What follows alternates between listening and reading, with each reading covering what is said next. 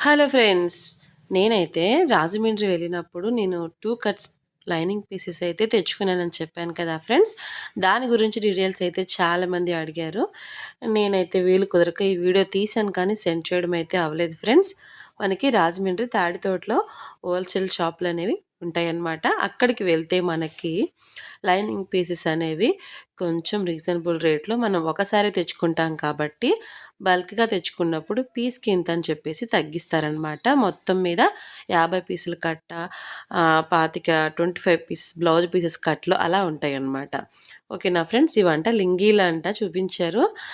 పెట్టుబడికి చాలా తక్కువ రేట్‌లో ఉంటాయమ్మా అనేసి చూపించారు. కానీ నేనేం తీసుకోలేదు. నాకు కావాల్సింది బాగా ముఖ్యంగా అవసరమైనవి ఏంటంటే లైనింగ్స్ అనమాట. అలాగే నేను 2 కట్ పీసెస్‌లో లైనింగ్స్ ఉంటే నేను అవి తీసుకున్నానండి. అరవింద మనకి క్లాత్ ఉంటుంది కదా బ్లౌజ్ పీసెస్, అందులో తానుల్లో మిగులుతాయన్నమాట.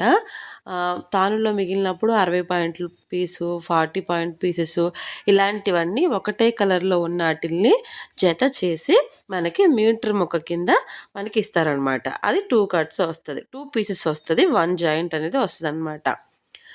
50, 50 అంటే అర మీటర్ ఉండొచ్చు, 60, 40 ఉండొచ్చు, లేకపోతే 70, 30 అలా ఉండొచ్చనమాట. అవి మనకి అడ్జస్ట్ చేసి కట్ చేసుకుంటే చాలా సెట్ అవుతాయి.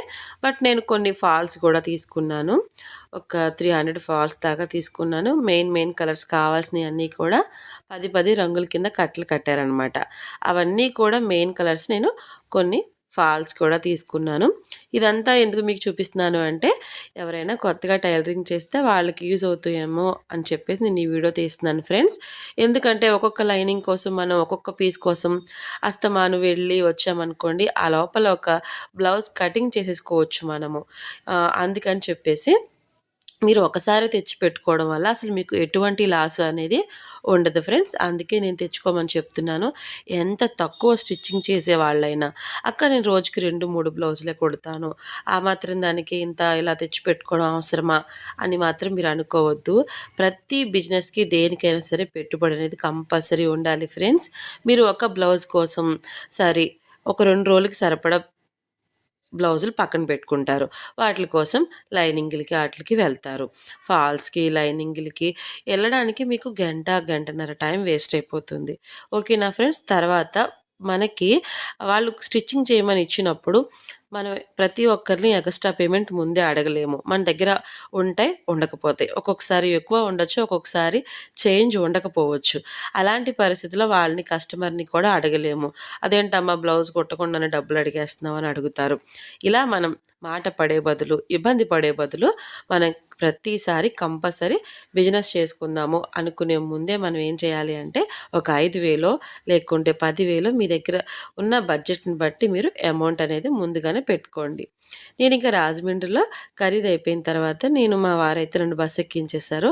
అక్కడి నుంచి నేనైతే కోయిలగూడెం ఇంకా మేము ఉండే ఊరికైతే వచ్చేసాననమాట.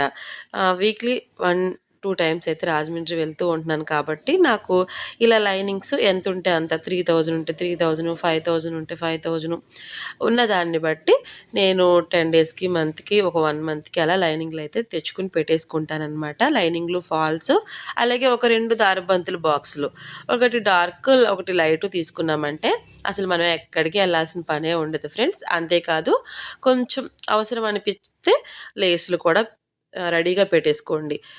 గోల్డ్ అలాగే సిల్వర్ అలా లేస్లు అయితే పెట్టేసుకోండి. పండగ సీజన్ కదా ఫ్రెండ్స్, అస్సలు బస్సులు ఖాళీ లేవు. చాలాసేపు ఒక 1 అవర్ 2 అవర్ అయితే బస్ స్టాండ్లోనే వెయిట్ చేయాల్సి వచ్చింది. చాలా టైం పట్టేసింది. ఆ ట్రాఫిక్ కూడా జామ్ అయిపోయిందనమాట. బస్సులు ఆగిపోయినాయి. ఇంకా మా వారు వెళ్ళకుండా ఇంకా అలాగా బస్ కింద నుండి మాట్లాడుతూ ఉన్నారు. నేను కూడా అలానే మాట్లాడుతూ ఉన్నాను. ఇంకా అవి ఎప్పటికో కదిలాయి అనమాట ఫ్రెండ్స్. ఇది ఈ వీడియో అంతే. మీకు ఈ వీడియో నచ్చిందనుకోండి లైక్ చేయండి. మన ఛానల్లో ఇంకా టైలరింగ్ వీడియోస్ అయితే పెడదాం అనుకుంటున్నాను. మీ అందరూ సపోర్ట్ చేస్తే ఖచ్చితంగా వీడియోస్ అయితే మీ ముందుకు వస్తాయి ఫ్రెండ్స్.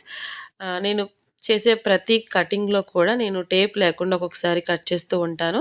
మీకు అర్థమవుతుందని అనుకుంటున్నాను. ఓకే ఫ్రెండ్స్, ఫైనల్లీ అంతా ఇంకా బస్ ఎక్కేసాను. బస్ కూడా స్టార్ట్ అయిపోయింది. మా వారికి బాయ్, అలాగే మీకు కూడా బాయ్. అలాగే కాంప్లెక్స్లోంచి బయటికి రాగానే మన కాంప్లెక్స్ బయటే చెన్నై షాపింగ్ మాల్ పెట్టారండి. సూపర్ అయితే ఉందనమాట. బయట నుంచి చూస్తేనే భలే అనిపించింది. నేనైతే వెళ్ళలేదు. వీలు చూసుకొని ఒకసారి వెళ్లి చూసి రావాలి. ఎవరైనా రాజమండ్రి ఎళ్ళుంటే, చెన్నై మాల్‌కి వెళ్ళుంటే నాకు కామెంట్ చేయండి. నెక్స్ట్ వీడియోలో మళ్ళీ